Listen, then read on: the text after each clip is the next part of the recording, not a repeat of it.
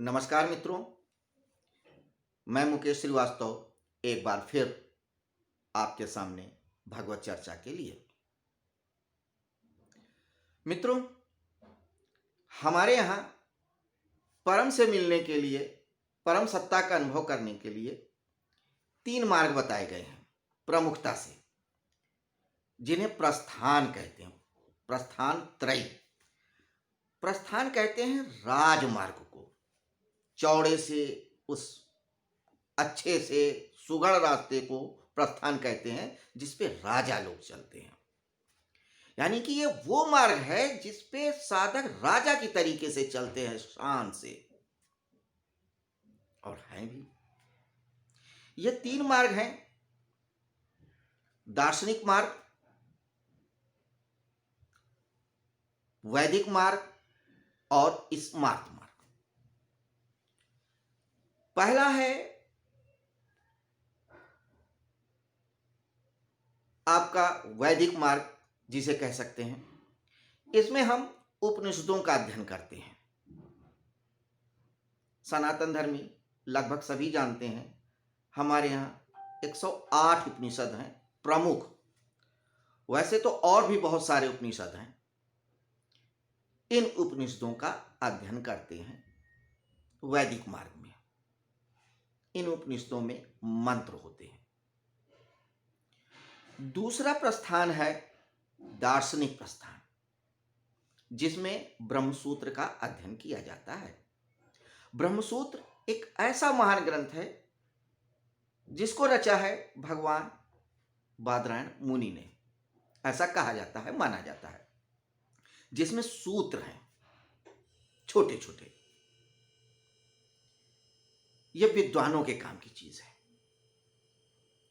और तीसरा मार्ग है स्मार्त मार्ग, जिसमें भगवत गीता का अध्ययन किया जाता है। उपनिषदों में मंत्र हैं। आपके दूसरे मार्ग में यानी कि ब्रह्मसूत्र में सूत्र हैं छोटे छोटे, और भगवत गीता में श्लोक हैं। हालांकि श्लोक भी मंत्र ही हैं, क्योंकि ये स्वयं भगवान श्री कृष्ण के मुखार बिंदु से निसृत हुए हैं। हम इन्हीं श्लोकों अर्थात मंत्रों की चर्चा कर रहे हैं भगवत गीता में। भगवत गीता में सभी जानते हैं 18 अध्याय हैं, 700 श्लोक हैं। तो हम लोग अभी फिलहाल पहले अध्याय के 11वें श्लोक तक चर्चा कर चुके हैं। आज हम 12वें और 13वें श्लोक पे चर्चा करेंगे। हमने देखा कि दुर्योधन की चापलूसी का कोई भी असर नहीं पड़ता है गुरु द्रोणाचार्य पे, भीष्म पितामह पे, जिसे वो समझ जाता है। गुरु द्रोणाचार्य तो कुछ नहीं बोलते हैं, खड़े रहते हैं चुपचाप, गुस्से में अंदर उबलते हुए कि चल ठीक है, मैं तेरी तरफ से लड़ रहा हूं, मगर मैं सत्य के साथ हूं मन से। भीष्म पितामह भी ऐसे ही सोचते हैं। लेकिन दुर्योधन तो उनका खून था ना, उनका पोता था, जिद्दी पोता था, अड़ गया था कि हमें हस्तिनापुर चाहिए ही। जैसे बच्चे अड़ जाते हैं किसी खिलौने के लिए, माँ बाप नहीं चाहते हुए भी वो खिलौना दिला ही देते हैं। कहते हैं ठीक तू ले, बाद में तू देखना पछताएगा तो मेरे से मत कहना। बस वही जिद पूरी कर रहे थे, अंदर से उबलते और खौलते हुए। तो दुर्योधन को खुश करने के लिए भीष्म पितामह शंख बजाते हैं। शंख बजाना युद्ध की उद्घोषणा करना होता था कि नहीं, अब युद्ध शुरू हो चुका है। इसी बात का वर्णन है कि भीष्म पितामह शंख बजाते हैं, युद्ध की घोषणा करते हैं, और नियमतः सेना का सेनापति युद्ध की घोषणा करता है। फिर विपक्षी उसको स्वीकार करता है। तो फिलहाल महात्मा संजय क्या बता रहे हैं? कहते हैं तस्यन्यन हर्षम तस्य संजन हर्षम कुरवृद्ध पितामह सिंहनादम विनद्योचय शंखम दधमो प्रतापवान। तस्य संजन हर्षम कुरवृद्ध पितामह। तब दुर्योधन को खुश करने के लिए कुरवृद्ध पितामह, वृद्ध पितामह, सिंहनादम विनद्योचे, सिंह की गर्जना की तरीके से हुंकार भरते हुए शंख बजाते हैं। अब यहां पे देखिए कुछ शब्द हैं। पहला है कुरवृद्ध, जो भीष्म पितामह के लिए कहा गया है। यहां पे वृद्ध का तात्पर्य उम्र से नहीं है, श्रेष्ठता से है। उम्र तो थी उनकी, वृद्ध ही थे, लेकिन यहां पे श्रेष्ठता से तात्पर्य है। अब हमारे यहां किसी भी व्यक्ति को श्रेष्ठ कहा जाता है 4 कारणों से, ये जान लीजिए। पहला कारण होता है विद्वता।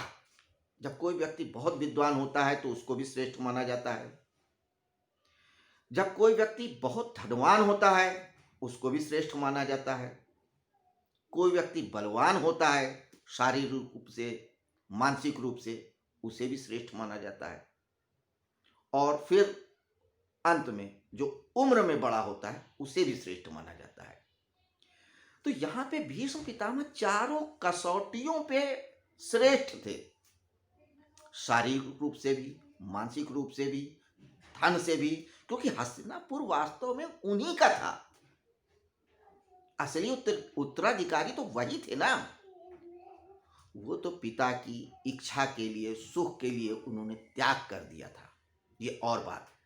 मगर हस्तिनापुर की जनता भीष्म पितामह को ही राजा मानती थी। कागजी रूप से ये और बात, धृतराष्ट्र हुए, दुर्योधन हुए, कोई भी हुआ, तो इस मामले में भी श्रेष्ठ थे।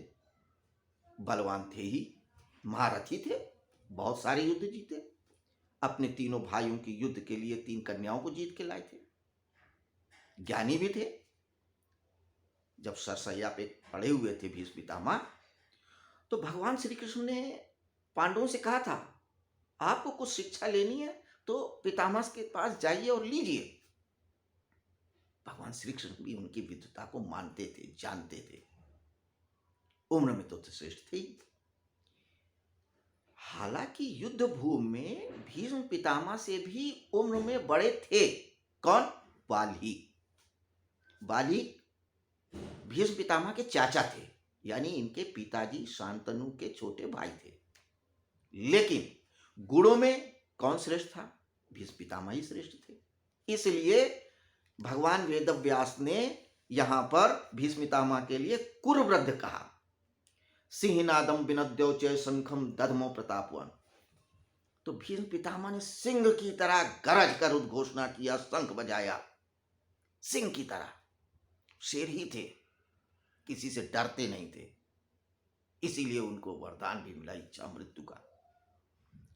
खैर, शेर जब दहाड़ता है ना तो पूरा जंगल थरथरा जाता है। ऐसे ही भीष्म पितामह की शंख ध्वनि से, गर्जना से चारों तरफ एक कोलाहल सा मच गया। कौरवों की सेना में उत्साह आ गया। और सहसा जैसे ही शंख बजा, वैसे ही चारों तरफ से कोलाहल शुरू हो जाता है। आगे क्या कहते हैं? तथा शंखस वेरियस प्रणवानक गोमुखा सह सैवाभ्यंत स शब्द तुम लो अभवत। तथा शंखस, और जैसे ही भीष्म पितामह का शंख बजा, शंखस, बहुत सारे शंख बज उठे। उनकी सेना के जितने वीर थे सब अपने अपने शंख निकाल करके बजाने लगे। चारों तरफ से उद्घोषणा होने लगी। दूसरी चीज, पहले के जमाने में क्या होता था, जब युद्ध होता था तो बहुत सारे साज, सारंगी और गायक लोग भी जाते थे वीर रस की, सैनिकों का उत्साह बढ़ाने के लिए। तो वहां पे जितने थे वाद्य यंत्र सब बजने लगे जोर जोर से। शंख बजा, भेरी बजा, नगाड़ा बजा, पड़वाना बजा, और उससे बहुत विशाल, बहुत जोर का ध्वनि उत्पन्न हुआ। एक युद्ध का कोलाहल शुरू हुआ गया। सबके अंदर एक उत्साह आ गया। आता भी क्यों नहीं, शेर जैसी गर्जना लेकर के भीष्म पितामह ने जो शंख का उद्घोषणा किया था और युद्ध फिर शुरू होने के बिल्कुल पॉइंट पे आ गया। दुर्योधन भी खुश हो गए कि चलो अब तो युद्ध हो ही गया ना, अब तो फैसला हो ही जाएगा और हम तो जीतेंगे ही जीतेंगे। तो 12वें 13वें श्लोक में ये बताया है। ये तो हुआ शाब्दिक अर्थ। अब भावार्थ देखिए। हमने आपसे जैसे कि कहा, बताया कि ये जो महाभारत का युद्ध है, ये सद्वृत्तियों कुवृत्तियों का युद्ध है। तो ये सारी सद्वृत्तियां कुवृत्तियां हमारे अंदर हमेशा युद्ध करती रहती हैं। हम अपने अंदर युद्धरत रहते हैं सदैव। एक महाभारत चलता ही रहता है। हम गलत करना नहीं चाहते हैं लेकिन गलत करते हैं। सोचते हैं नहीं यार, ले ले घूस, इसको मार दे, इसको पीट दे, इसको हड़का दे, अपना तो फायदा होगा। तो अपने अंदर ही युद्ध करते हैं। तो सारा महाभारत अंदर ही हो रहा है। भीष्म मैंने बताया, हमने जाना कि धर्म प्रतिज्ञा के प्रतीक हैं। दुर्योधन कुवृत्तियों का है, जो दूसरों का शासन लेना चाहता है, धन लेना चाहता है, संपत्ति लेना चाहता है। तो ये युद्ध है और इसके भेरी। अब देखिए यहाँ पे शंख एक प्रतीकात्मक है। क्या होता है कि जब हम अपनी इन प्रवृत्तियों के प्रति जागरूक हो जाते हैं तो युद्ध प्रबल हो जाता है। वैसे तो अंदर चलता रहता है, एक कोल्ड वॉर चलता ही रहता है, मगर असली युद्ध तब शुरू होता है जब हम अपनी इन सद्वृत्तियों और कुवृत्तियों के प्रति जागरूक हो जाते हैं कि नहीं यार, फैसला कर लो यार, अब ईश्वर की तरफ जाएं या संसार की तरफ जाएं। तब युद्ध शुरू होता है, तब शंख बजता है अंदर से। उसके पहले नहीं, उसके पहले तो कोल्ड वॉर चलता रहता है। तो अब यहां पे ये है कि साधक जब साधना के मार्ग में आता है तो शंख बजता है। एक युद्ध की शुरुआत होती है। उसके पहले क्या है? उसके पहले तो सब चल रहा है। तो युद्ध की शुरुआत शंख से। अच्छा, शंख क्या है? फूंक से बजाया जाता है, प्राणायाम होता है, नाभि से बजाया जाता है। तो जो लोग कुंडलिनी साधना करते हैं वो जानते हैं कि नाभि तक श्वास को जाना चाहिए प्राणायाम के। तो श्वासों का ही खेल है। तो यहां पे इस प्रतीक से भी ले सकते हैं कि हम अब दृढ़ प्रतिज्ञ हो गए हैं कि युद्ध करेंगे, जीतेंगे या हारेंगे, या तो ईश्वर को पाएंगे या तो नहीं पाएंगे, या खत्म हो जाएंगे।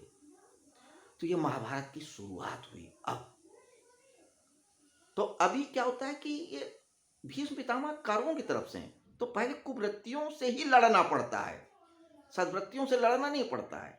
लगता है कि सद्वृत्तियों से हम लड़ रहे हैं, लेकिन लड़ना कुवृत्तियों से ही पड़ता है, जहां पे हमारी दृढ़ प्रतिज्ञा, हमारे विचार, हमारी आस्थाएं आ जाती हैं। यही भीष्म है। और जब हम आध्यात्मिक युद्ध की बात करते हैं या शुरुआत करते हैं तो बहुत कोलाहल होता है, अंदर बहुत शोर होता है। यार अगर ऐसा नहीं करे होते तो ये फायदा होता, ये फायदा होता, पूरी दुनिया तो गलत कर रही है, हम ही अगर गलत कर लेते तो क्या हो जाता। यही युद्ध है, यही शोर हो रहा है। तो अध्यात्म के मार्ग में जब हम जाते हैं तो शंख बजता है, युद्ध करना पड़ता है।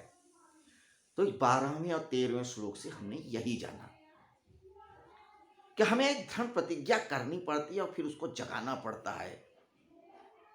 अब भीष्म पितामह जब शंख बजा चुके होते हैं, उनके सारे सैनिक शंख बजा रहे हैं, तो आगे क्या होता है ये हम अब आगे के श्लोकों में देखेंगे। फिलहाल इतना ही। धन्यवाद।